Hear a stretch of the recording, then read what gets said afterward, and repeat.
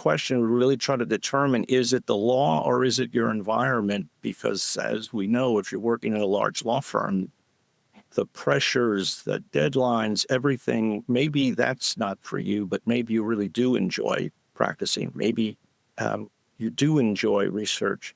You do enjoy everything that goes along with it. So we just try to make sure that's in place. And they decided they really do want to leave the practice. Welcome to our Happy Rainmakers video series, where point one can make a difference. Today, I'm lucky to be joined by Neil Handwerker and Kimberly Fine, who are co-founders of Ex Judicata. Welcome.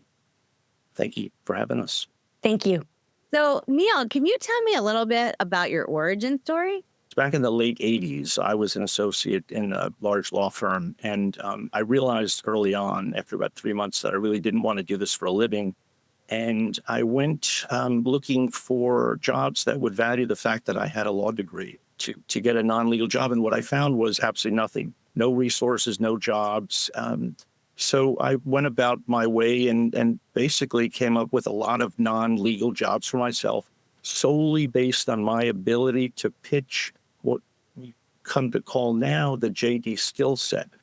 Here's what I bring to a job: analytical thinking and issue spotting, the ability to write and speak persuasively, the ability to work under tight deadlines. So I had all of this in my mind when I sat down with these folks that had really never before hired a lawyer for a non-legal job. And it worked out, and I just kind of filed this away in the back of my head.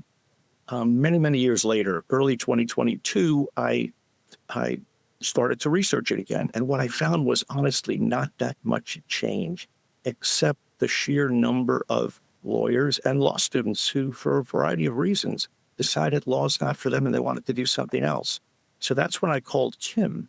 And if Kim had not agreed to do it, didn't think it was a good idea, would have dropped it right there, because it could never happen without Kim. So I presented what I was thinking to Kim. I also run across some lawyers who seem miserable because they're at the wrong firm, and I could help them by bringing them to the right firm. But some of them seem miserable because maybe they've realized they don't want to practice law, much like you did. And sometimes it's right away, like you. And sometimes it might be pretty far into their careers, but they've taken out loans and they spent a long time in school and they don't know what else to do. Can you help them? What can you do? Yes, of course. And that's where we can come in. By way of background, I've been in and around the legal industry for, well over 30 years, starting way back when with Neil, doing an executive education company. That was our first startup. From there, I was an American lawyer for a period of time, done a lot of work with boards of directors, things of that nature. One of the things that really resonated with me when Neil presented this idea is, again, this is going back several years, I did an extensive amount of work with Patrick Krill around substance use disorder, suicide ideation, anxiety, and depression. We did the first ever public forum around attorney well-being in these particular areas. So what will happen, of course, is you take yourself with you, right? But if you're taking yourself with you into a different environment, a different culture that might be more supportive of your passion and your purpose, that is going to support you emotionally, as well as, feeding that, drive that you have. I mean, jobs are such a giant part of our life. It's our day in and our day out. And so to have what you're doing every single day be aligned with your passion and purpose really takes some of that other pressure off. And that goes right back to well-being that we were discussing earlier. You might have a little bit more time to work out. You might have more time for friends and family, things of that nature. So, law is a wonderful profession. It's just not for everyone. And so we at Ex Judicata offer them a path forward to a non-legal career.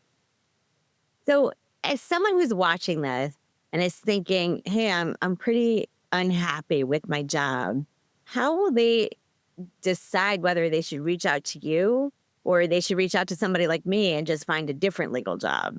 Well, actually, what I think they should do is do both, right? Because Anil was probably going to say the same thing, and I'll let him chime in. We talked to many people that still want to practice law.